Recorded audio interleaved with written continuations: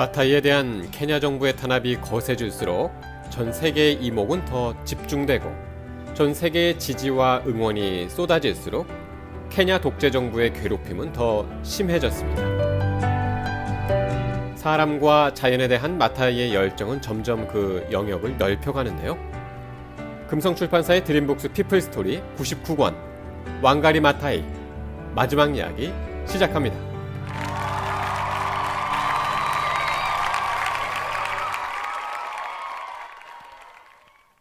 제9장 일어나 걸으라. 마타이의 그린벨트 운동은 아프리카의 환경 문제에서 시작되었지만 여성 인권과 민주화 운동으로 발전하였다.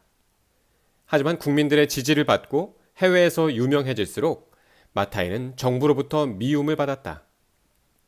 정부는 마타이가 하는 그린벨트 운동을 방해하고 누명을 씌워 감옥에 가두었다. 위험한 순간마다 그녀를 돕기 위해 세계 각국의 사람들이 발벗고 나서서 도움을 주었다. 마타이는 생명의 위협을 느낄 때마다 생각했다. 내가 하는 일은 정의로운 일이야. 많은 사람들이 나를 돕고 지지하고 있어. 나는 혼자가 아니야. 1997년 모이 대통령이 나이로비 북쪽에 있는 카로라 숲을 자신뿐 아니라 정치인들에게 나누어 주어 사무실과 집을 짓도록 했다. 그리고 숲의 일부를 개발업자들에게 팔아 공사가 바로 시작되었다는 소식이 들려왔다. 카로라 숲은 나이로비 대도시의 허파와 같은 곳으로 수많은 천연님이 바람막이 숲의 역할을 하며 나무 심기 운동이 시작된 곳이기도 하다. 카로라 숲은 절대 파헤쳐서는 안 돼. 무슨 일이 있어도 개발을 막아야 해. 마타이는 당장 대통령과 법무장관에게 편지를 써서 나무 베는 일과 공사를 중단할 것을 요구했다. 그리고 신문사와 언론사에 이 사실을 알렸다.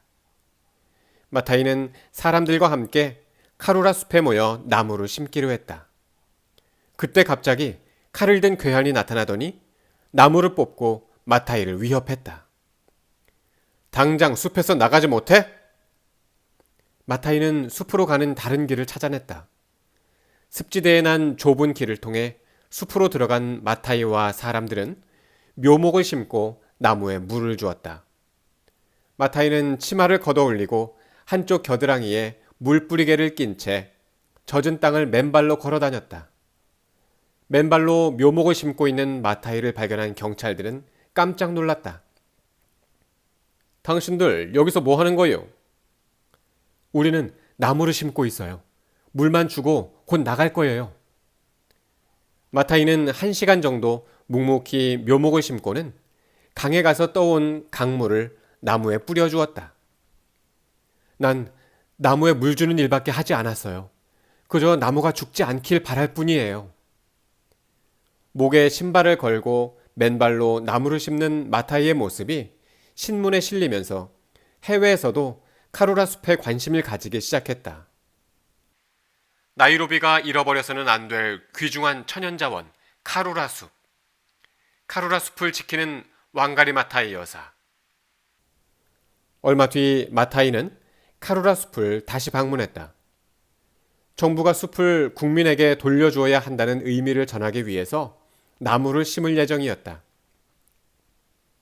마타이는 폭력으로부터 보호받기 위해 국회의원과 기자들, 국제감시기구의 임원들과 케냐 인권위원회 관계자들과 함께 행사를 준비했다. 그런데 숲에 도착했을 때였다. 곤봉과 채찍 등으로 무장한 200여 명의 깡패들이 마타이를 포위했다. 당신들은 숲에 들어갈 수 없어. 우리는 숲에 들어가지 않아요. 단지 숲 입구에 나무를 심고 싶을 뿐이에요. 그것도 안 돼. 한 남자가 칼을 휘두르며 왕가리를 위협했다. 나는 나무를 심기 전에 떠나지 않을 거예요. 마타이는 위협에도 단호하게 말하며 괭이로 땅을 파기 시작했다. 그때였다. 돌멩이가 마타이의 머리로 날아왔다. 당신이 뭔데 그렇게 잘났어?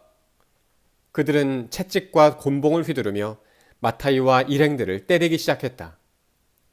어느새 마타이 머리에서 피가 흐르고 있었다. 하지만 마타이는 겁을 먹기보다 더 또렷하고 침착해졌다. 저 사람들은 누구길래 왜 이런 짓을 하는 걸까? 깡패들은 도망치는 사람들을 따라가서 차를 부수고 돌팔매질을 했다. 그들은 마타이의 일을 방해하도록 정부가 돈을 주고 고용한 깡패들이었다. 마타이는 머리에 돌멩이를 맞고 피가 뚝뚝 흐를 정도로 심각한 부상을 입었지만 도망치지 않았다. 오히려 폭력을 목격한 많은 사람들이 자신의 편이 되어줄 거라 생각했다. 우리가 겁먹지 않았다는 걸 보여주어야 해. 마타이는 구급차에 태워져 병원으로 실려갔다. 나이로비 병원 주치의는 그녀의 부상을 보더니 깜짝 놀라며 말했다. 왕가리 여사님, 만약 한 대만 더 맞았더라면 그 자리에서 죽었을지도 몰라요. 하늘이 도왔어요. 나무를 심는 사람들에게 폭력을 가했다는 일이 기사화되면서 케냐 정부는 국제적으로 엄청난 비난을 받았다. 각국 대사관과 국제기구, 유엔의 코피 아난 사무총장까지 그날 있었던 구타와 폭력을 비난했다. 결국 모이 대통령이 해명하는 자리를 가졌다. 사람들이 왜 카루라 숲을 개발하는 것에 반대하는지 모르겠습니다. 도시가 발전하려면 숲을 개발해야 합니다. 하지만 대통령의 이런 발표는 국민들의 분노를 샀다.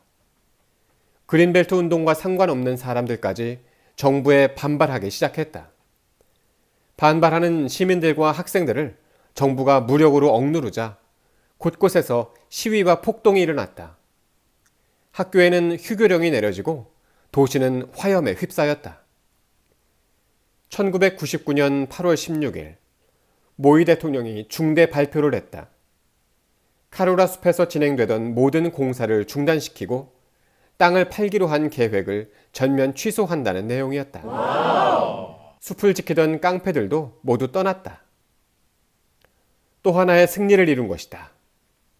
무엇과도 바꿀 수 없는 숲을 또 지켜낸 쾌거였다.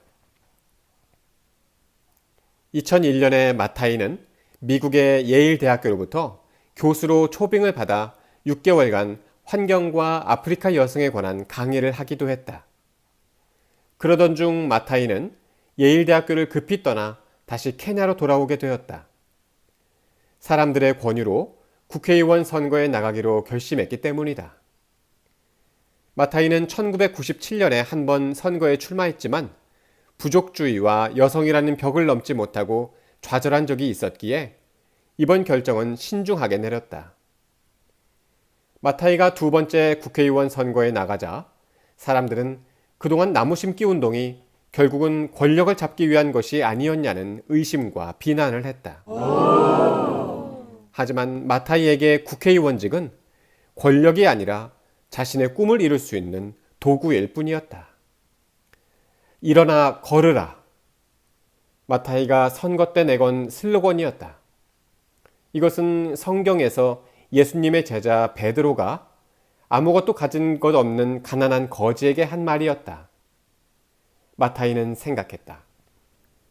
내가 사람들에게 돈이나 기적을 줄 수는 없어. 하지만 스스로 일어나 가난하고 무기력한 상황을 해결하는데 도움을 줄 수는 있어. 우리가 함께 뭉치면 어려운 상황을 이겨낼 수 있어. 마타이가 내건 이 슬로건은 그린벨트 운동을 하면서 가난을 극복하고 함께 일어서자는 다짐이 담긴 목표이기도 했다. 결국 마타이는 98%의 엄청난 득표율로 국회의원에 당선되었다.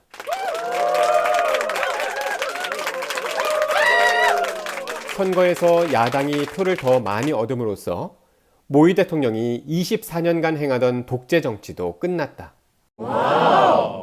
비로소 케냐에도 민주주의가 찾아왔다.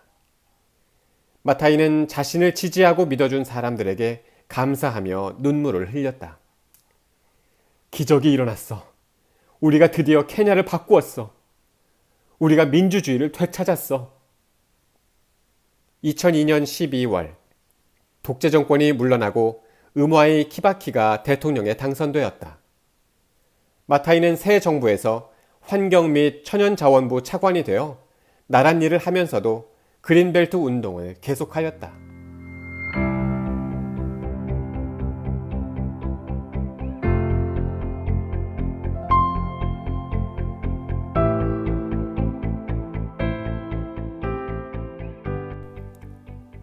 제10장 나무들의 어머니.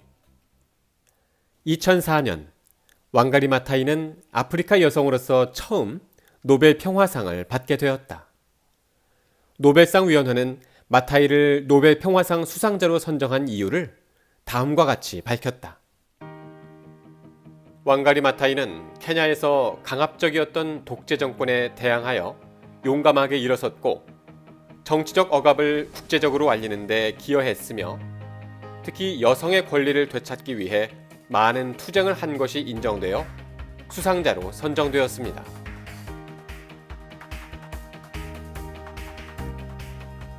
아프리카 환경을 지키기 위해 노력했고 민주주의뿐만 아니라 여성과 아이들의 인권을 지키는 데 큰 영향을 주었던 왕가리 마타이. 사람들은 그러한 마타이를 마마미티라고 불렀다. 케냐 말로 나무들의 어머니라는 뜻이다. 마타이는 그동안 아프리카의 척박한 땅에 4천만 그루 이상의 나무를 심었다. 마타이가 꾸준히 해온 노력은 케냐에 놀라운 결과를 가져왔다. 나무가 자라 숲이 생기자 샘에 물이 다시 고이기 시작했다.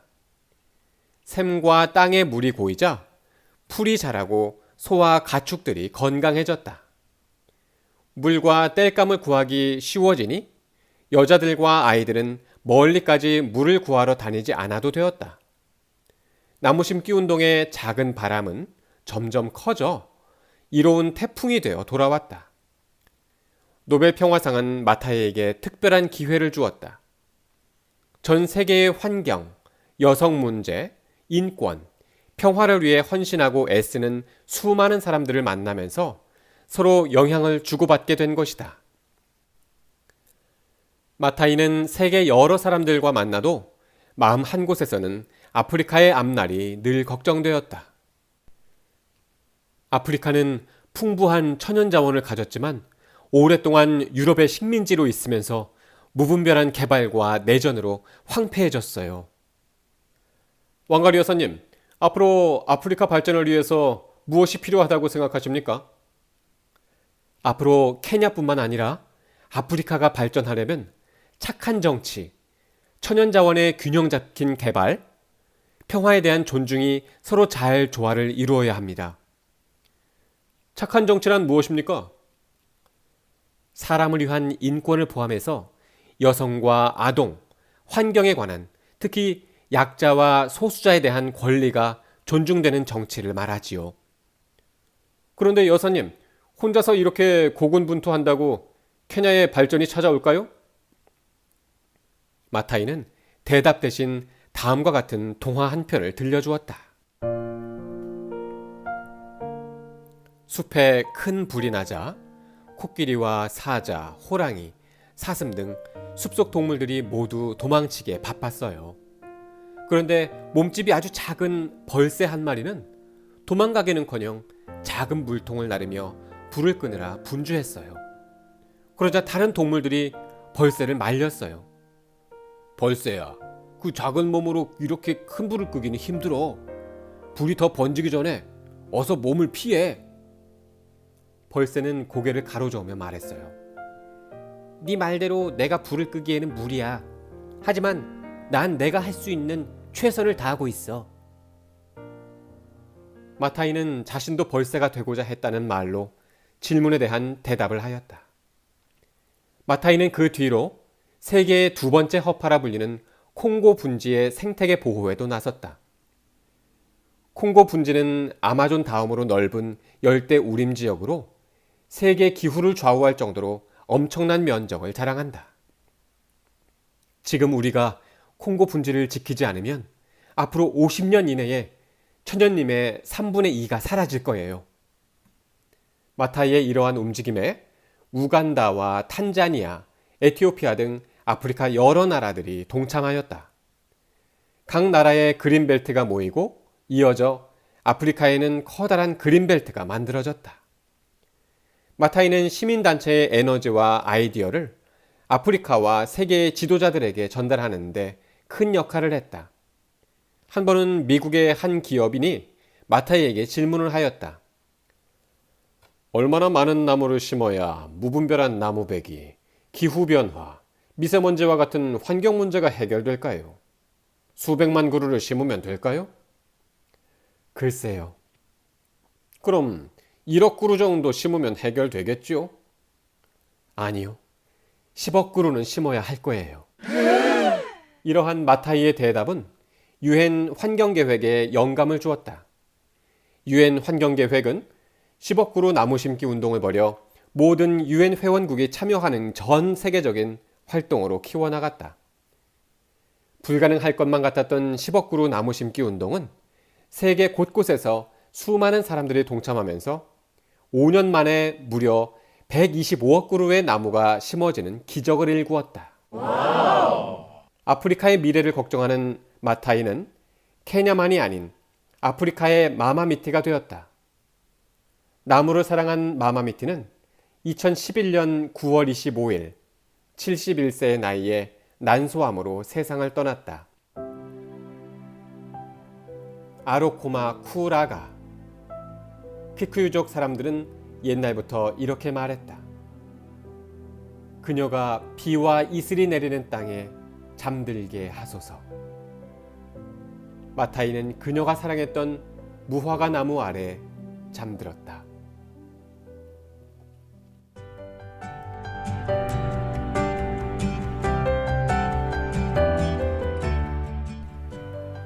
네, 엄청나죠? 왕가리 마타이 한 사람으로 인해서 전 세계에 125억 그루의 나무가 심어졌습니다. 한 사람의 선하고 절박한 마음이 얼마나 큰 일을 해낼 수 있는지 저도 배우는 기회가 됐네요. 자, 이렇게 해서 금성출판사의 드림북스 피플스토리 99권 왕가리 마타이 4회에 걸쳐서 이야기 함께 했습니다. 다음 시간에는 어떤 인물 만나볼까요? 여러분들이 댓글로 남겨주시면 적극적으로 참고하겠습니다. 네, 지금까지 책 읽어주는 아빠였습니다.